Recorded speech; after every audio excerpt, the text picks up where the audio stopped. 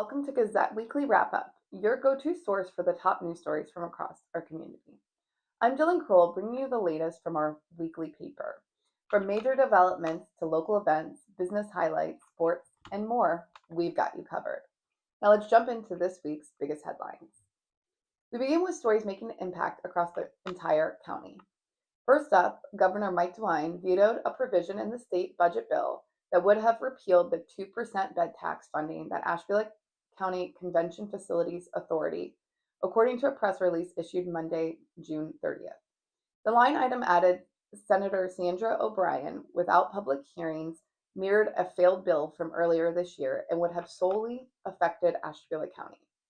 In Jefferson news, on Wednesday, June 25th, 26 graduates were honored during the 49th annual GED competition recognition ceremony for the Ashtabula County Aspire program, which was held at ATEC. The event featured remarks from Ohio Department of Higher Education Senior Vice Chancellor Gary Cates, who praised the graduates' perseverance and encouraged them to continue pursuing education. Now let's zoom in on highlights from the Gazette's core coverage area. In Geneva news, a special meeting at the Geneva Area City School Board passed two key resolutions to begin seeking financing for a proposed $20.5 million athletic facility, including a $15.9 million bond issue they intend to place on the November 4th, 2025 ballot. Ashtabula County Auditor Scott Yamamoto certified the bond levy estimate, projecting a $1.96 mil property tax, approximately $69 annually per $100,000 of appraised value for a 30-year repayment. And Ashtabula City Council news, on July 7th, Ashtabula City Council voted 4-3 to repeal and replace its golf cart ordinance, setting new rules for operation within specific wards from May 1st to October 1st, and adding Columbus Avenue and a special events inspection exemption. The original ordinance passed June 2nd, which was revised after concerns from City Manager Jim Timonier, and the updated legislation will take effect in 30 days. Next, let's head south. In Andover news, at its June 30th meeting, the Pymatuning Valley Board of Education recognized valedictorian scholarship recipients Kelsey Broughton, Austin Dean, and Madison Dunbar, with Dunbar also receiving the $1,000 Donald Schmidt Scholarship. Upcoming events include the Pymatuning Laker Dan Dunlap Memorial 5K on July 12th and the PV Gold Pride Marching Band Car Show on August 24th, with the next board meeting set for August 11th, 2025. In Wayne Township news, the Ashtabula County Antique Engine Club hosted its annual Big Show from July 4th through the 6th in Wayne Township, welcoming large crowds to enjoy the antique engines, tractor pools, museum displays, and historical demonstrations. Now over to Conneaut and Kingsville's part of the county.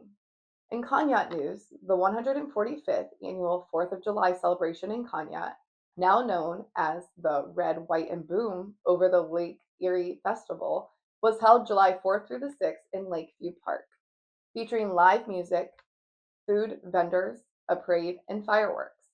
Festival Committee President Debbie Carlson emphasized the importance of community and tradition in keeping the celebration alive, with highlights including the July 4th parade and a patriotic ceremony honoring the city's historic Independence Day roots. In other Conneaut news, from June 24th to 26th, Norfolk Southern's Operation Awareness and Response Safety Train stopped in Conneaut, providing hands-on rail safety training to first responders from across the Ashtabula and Erie counties. The NS 911 locomotive, part of a 2025 multi-state tour, offered vital instruction on hazardous materials response and railcar operations, with Conneaut Fire Department officials praising the program's value, especially for younger firefighters. Let's switch gears and take a look at what's happening in sports-related news. From June 8th through the 14th, the Tippmann family, BJ, Brendan, and Brian, visited 4 major league ballparks in the western U.S. as part of their quest to see a game at every MLB stadium. attending games in Phoenix, San Diego, Anaheim, and Los Angeles. With just 4 stadiums left, Atlanta, Texas Rangers, Houston, and Toronto, the family plans to visit Atlanta in August and the Texas ballparks next season, contributing to their journey of baseball bonding and unforgettable memories. In other local sports news, on July 5th, the 26th annual Jason Scriven Memorial Volleyball Tournament was held at the Roaming Shores main clubhouse, drawing 29 teams to honor the memory of Jason Scriven, who died in a lake accident on July 4th, 1998. Started in 1999 by friends and family, the tournament has become a cherished reunion and multi-generational tradition, with original participants now watching their children compete on the court dedicated in Jason's name. And finally, we head over to Lake County for updates from the Tribune. In countywide news, on Saturday, July 12th, professional sand sculptor Carl Jara will showcase his work at 4 Lake County parks: Osborne Park in Willoughby, Headlands Beach State Park in Mentor, Fairport Harbor Lakefront Park, and Madison Township Park, as part of a unique public art trail. Jara, who has been sculpting sand professionally for over 30 years, credits his start to Akron mentor Tom Morrison, and says Lake County's glacial till sand makes it an ideal location for creating large-scale and detailed works.